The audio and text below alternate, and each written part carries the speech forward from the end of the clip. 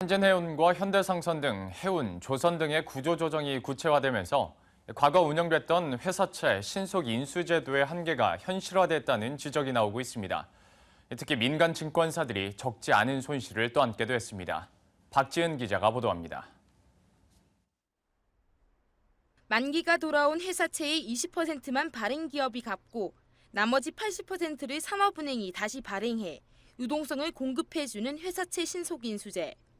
이 제도는 2001년 한시적으로 도입됐고 2013년 7월부터 지난해까지는 조선, 건설, 해운 등 취약업체를 대상으로 운영됐습니다.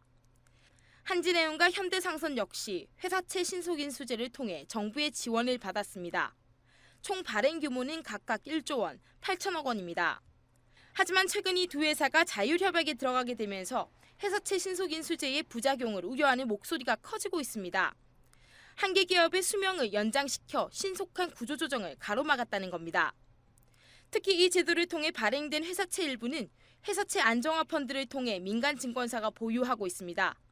업계 추정에 따르면 이 펀드의 최근 1년간 수익률은 마이너스 20%에 달합니다. 민간 자금이 이들 한계 기업을 연명시키는 데 동원됐다는 비판이 나오는 이유입니다.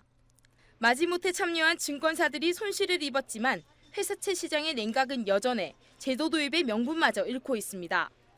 실제 금융투자협회에 따르면 회사채 발행 규모는 지난 2012년 96조 2천억 원에서 2014년 78조 9천억 원으로 줄었습니다.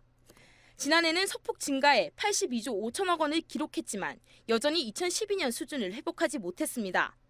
이러한 가운데 금융당국이 회사채 안정화 방안을 내놓을 것이라고 밝히면서 회사채 신속인수제가 다시 부활할 수 있다는 전망이 나오고 있습니다.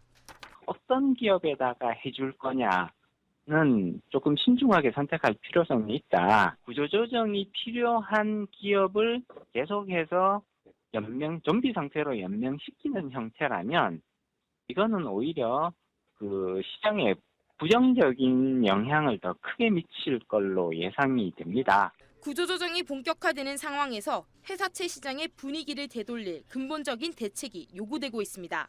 머니투데이 방송 박지은입니다.